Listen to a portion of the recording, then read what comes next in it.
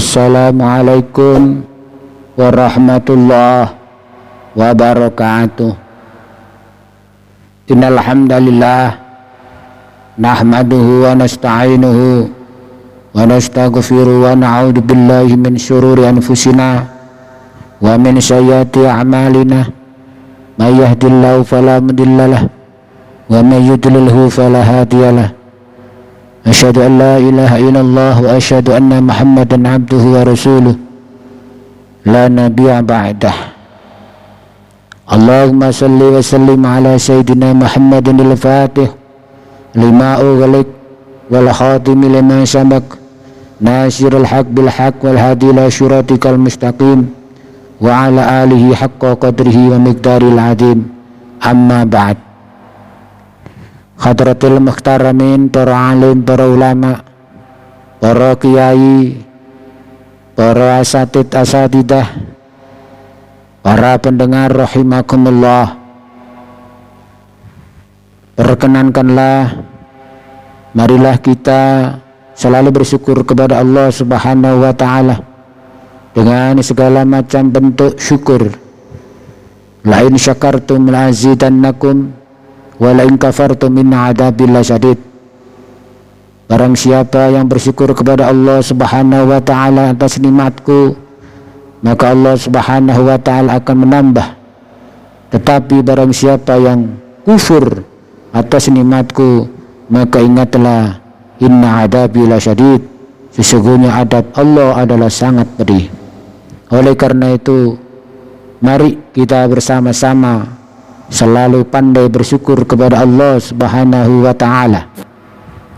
Para pendengar rahimakumullah,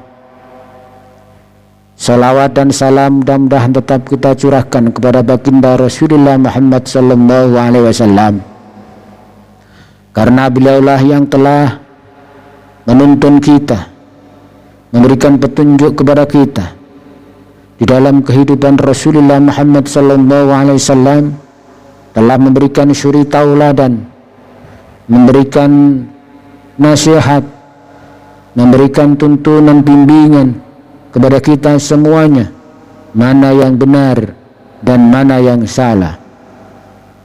Para pendengar rahimakumullah, pada kesempatan ini marilah kita bersama-sama berusaha semaksimal mungkin meluangkan waktu sebanyak-banyaknya untuk selalu menambah keilmuan kita, terutama ilmu agama, ilmu Allah Subhanahu wa ta'ala, sebagai pondasi yang kuat untuk melaksanakan segala perintah-perintah Allah Subhanahu wa ta'ala dan menjauhi segala larangan-larangan Allah Subhanahu wa ta'ala. Kita harus selalu berusaha untuk itu, sebab sekarang ini zaman semakin lama semakin banyak kejadian hal-hal yang di luar nalar manusia, di luar nalar kita. Bayangkan, pembunuhan terjadi di mana-mana, pemerkosaan terjadi di mana-mana, tidak tahu aturan, tidak punya sopan santun, kemalasan belajar merambah manusia, siswa-siswi, para pelajar, para mahasiswa melaksanakan hal-hal yang di luar nalar, yang tidak diridhoi oleh Allah Subhanahu wa ta'ala. Kita harus selalu mengkaji di dalam pedoman kita, yaitu di dalam Al-Quran dan di dalam hadis Rasulullah Muhammad sallallahu alaihi wasallam. Para pendengar rahimakumullah, kita kaji pada kesempatan ini adalah pada saat Rasulullah sallallahu alaihi wasallam ditanya oleh kaum musyrikin, oleh kaum yang mensekutukan Allah Subhanahu wa ta'ala. Orang-orang musyrik bertanya kepada baginda Rasulullah Muhammad sallallahu alaihi wasallam tentang Tuhannya, tentang Tuhan Nabi Muhammad sallallahu alaihi wasallam. Bagaimana sifat, bagaimana zat yang kamu sembah itu, hai Muhammad? Tunjukkan kepada kami, jelaskan kepada kami. tentunya apa yang dijelaskan oleh baginda Rasulullah Muhammad SAW belum tentu menyadarkan kepada kaum kafir, kaum musyrikin pada saat itu.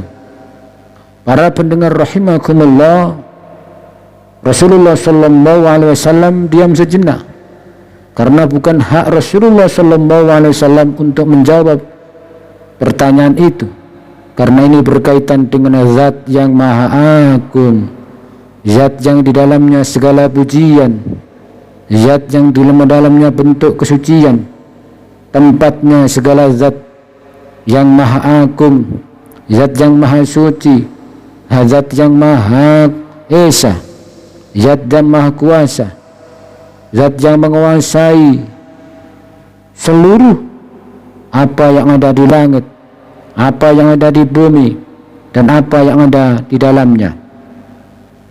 Oleh karena itu baginda Rasulullah Muhammad SAW di dalam menjawab pertanyaan orang-orang kafir Quraisy, orang-orang musyrikin Quraisy pada saat itu menunggu wahyu dari Allah Subhanahu wa taala melalui malaikat Jibril.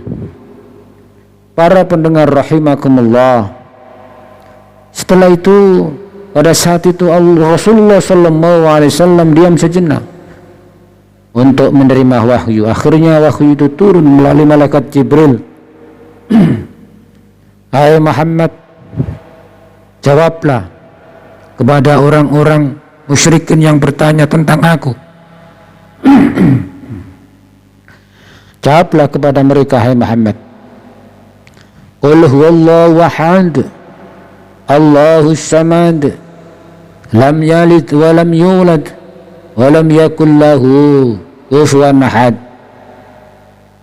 Para pendengar rahimakumullah,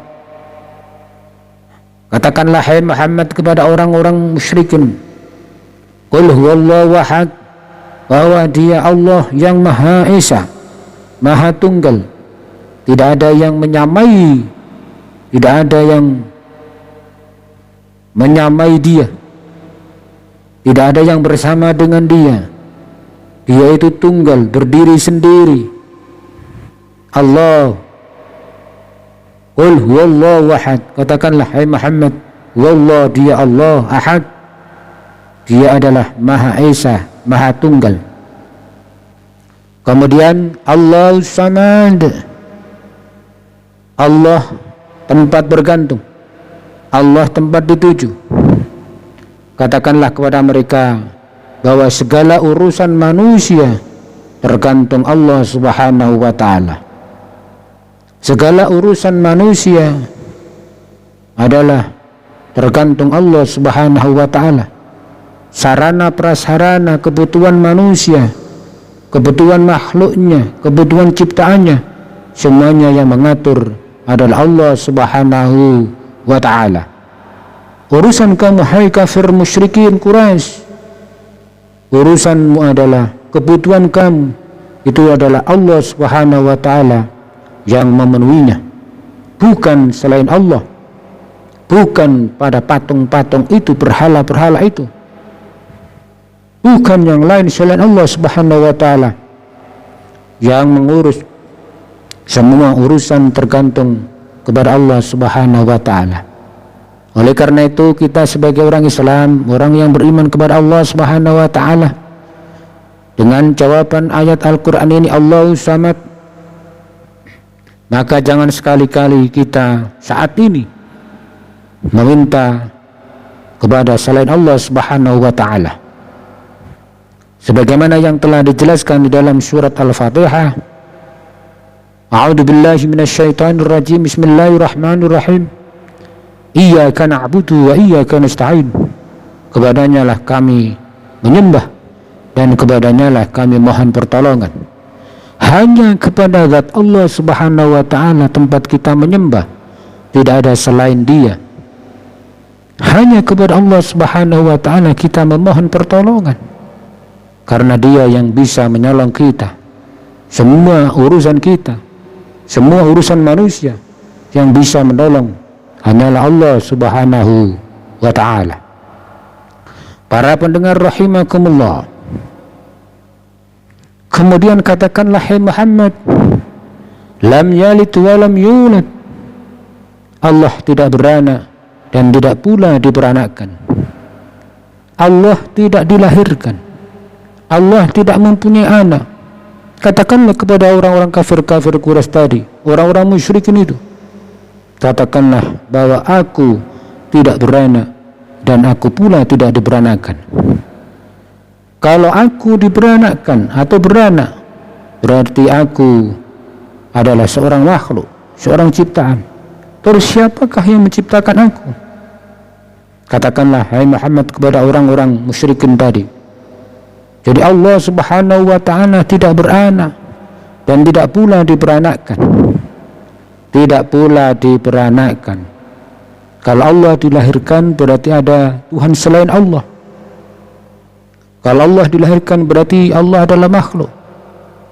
Padahal Allah Subhanahu wa ta'ala adalah Maha Tunggal yang menciptakan segala apa yang ada di langit, segala apa yang ada di dalam bumi, segala apa yang ada di antara keduanya, termasuk kita manusia, baik apa yang diciptakan berupa benda mati maupun benda hidup, termasuk kita sebagai manusia diciptakan oleh Allah Subhanahu wa ta'ala. Kalau Allah diciptakan berarti Allah sama dengan kita. Kalau Allah beranak, maka dia mempunyai suami, mempunyai istri. Padahal Allah Subhanahu wa ta'ala tidak mempunyai suami, tidak mempunyai istri. Tapi Allah adalah berdiri sendiri, Maha Tunggal, Maha Esa. Kalaupun punya anak, kalaupun diperanakan, maka suatu saat akan wafat, akan meninggalkan dunia ini. Maka katakanlah, tegaskan kepada mereka, hai Muhammad, bahwa Allah Subhanahu wa ta'ala tidak beranak dan tidak pula diperanakan. Kemudian katakanlah kepada mereka juga, ya Muhammad, kepada orang-orang kafir Quraisy, orang-orang musyrikin, lam yalid wa lam yulad. Katakanlah kepada mereka bahwa Allah Subhanahu wa ta'ala lam yalid wa lam yulad wa lam yakul lahu kufuwan ahad.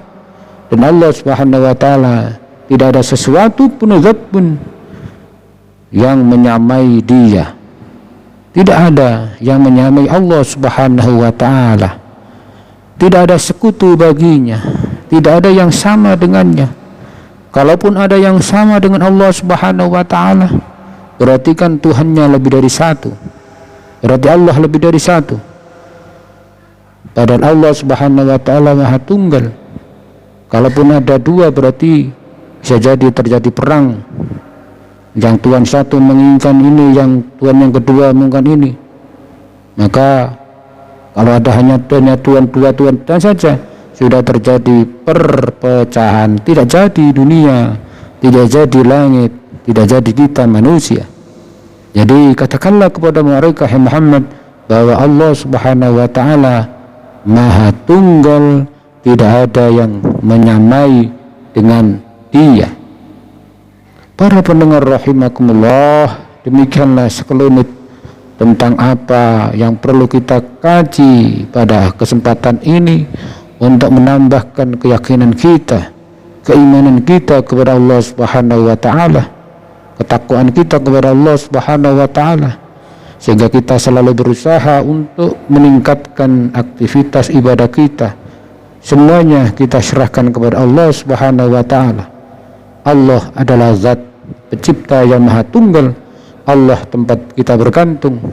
Allah tidak beranak dan tidak pula diberanakkan, dan juga pula Allah tidak ada yang menyamai selain dia.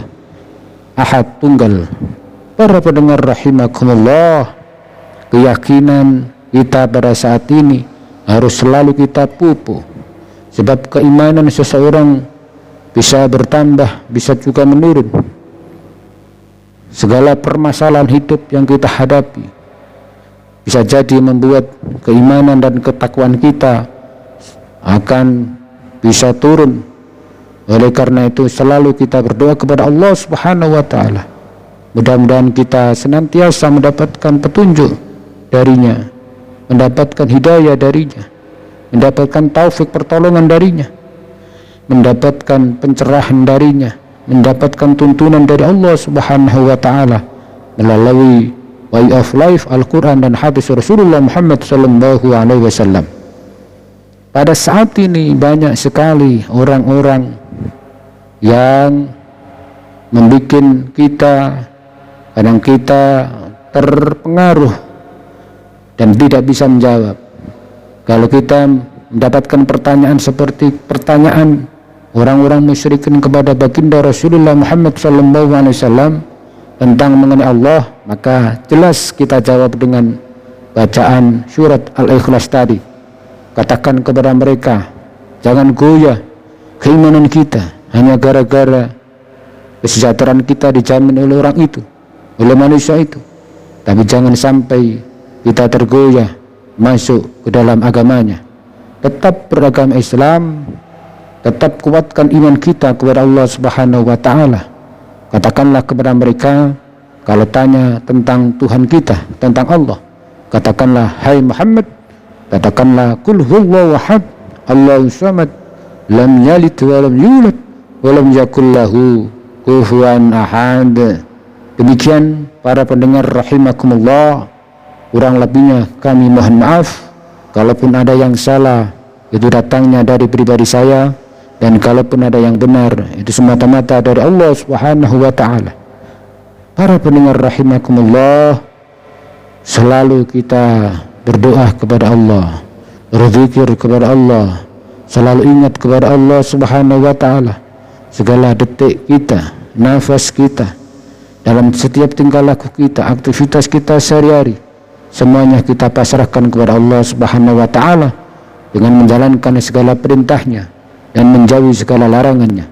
Kemudian mudah-mudahan pula kita dengan seperti itu mendapatkan kebahagiaan, mendapatkan kesuksesan, mendapatkan hidup yang berkah, yang bermanfaat, fid dini wa dunya wal akhirah, bahagia dunia, bahagia akhirat, masuk ke surga Allah Subhanahu wa taala dan dijauhkan dari api neraka Allah Subhanahu wa taala.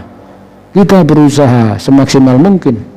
Karena apa? Segala amal ibadah kita, sekecil apapun, akan diperhitungkan oleh Allah Subhanahu wa taala, akan dimintai pertimbangan atau akan dimintai pertanggungjawaban oleh Allah Subhanahu wa taala. Kita sadar itu, sekecil apapun amal kita akan dihisab, dihitung oleh Allah Subhanahu wa taala. Wallahu muwaffiq ila aqwamit thoriq, ihdinas syiratal mustaqim, wal afu minkum, wassalamualaikum warahmatullahi wabarakatuh.